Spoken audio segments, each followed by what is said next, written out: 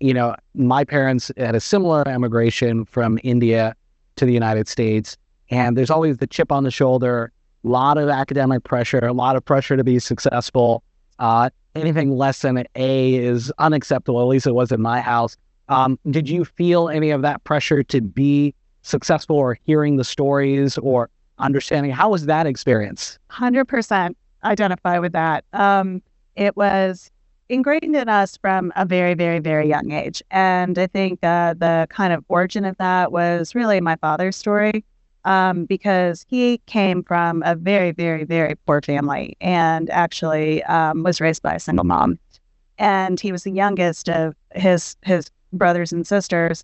And he was the only one that they could afford to educate. But it was through education that he basically achieved everything in his life. It was ingrained in us pretty much from the time we could talk and walk, that was mission number one. That was what you were going to do, is, get well educated.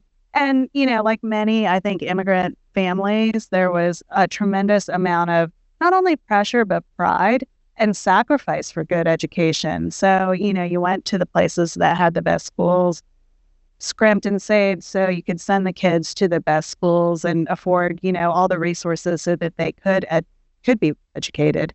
And I'm super grateful for that, because certainly I think, everything that I've achieved is because they created that environment and that foundation for, I was a good student, in grade school and high school growing up. It was very interesting because my father ultimately moved to upstate New York. And the reason he moved to upstate New York was because he became an IBM employee back in the very early 80s. And the little town that we lived in was actually the hometown for IBM. So for those of you who are familiar, it's like a teeny tiny little town in upstate New York called Endicott. But the entire town is just IBM buildings.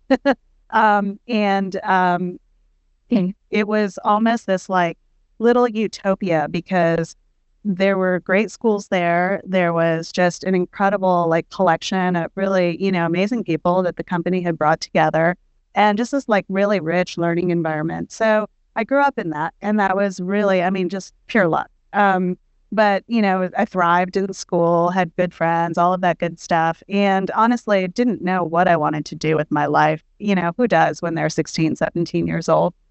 So I followed in, the traditional education model for those of us who grew up with brown parents, I think, which is you're going to go become an engineer because your dad was an engineer, or you're going to become a doctor because somebody in your family was a doctor, maybe a lawyer, but that's a little sketchy. So we'll see.